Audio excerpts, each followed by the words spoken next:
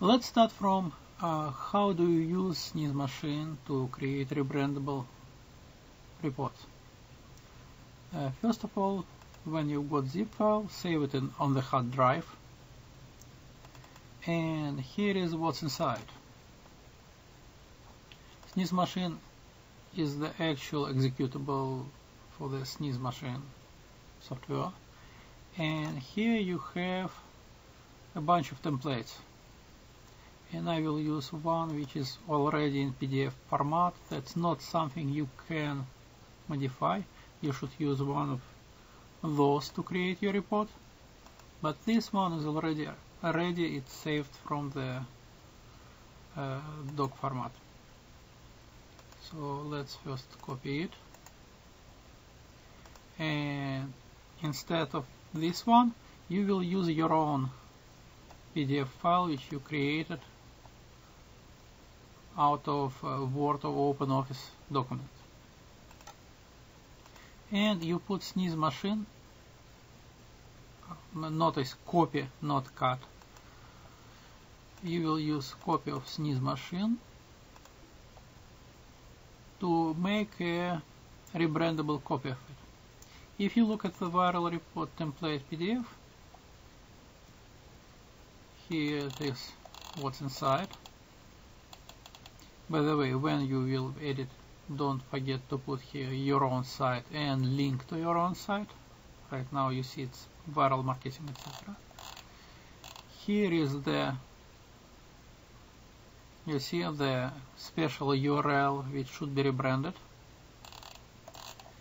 And here is example of the affiliate link. You see again it has to be rebranded because it has XXX ClickBank ID. So all you have to do is just put Sneeze Machine .exe file into the same folder as your PDF file and run Sneeze Machine. And that's what will happen. Here nothing to do, you just press enter and you've got the executable. That's rebrandable version of the report. Now rename it because you need to create PDF with your branded links and it has to be different than the original template, and run it.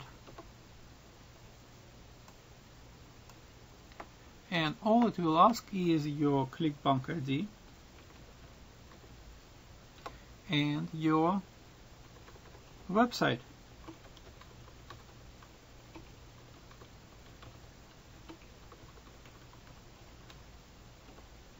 And again, it's done. You see? Now, if you open this one, then instead of the site of the sponsor, there is the site which we just entered.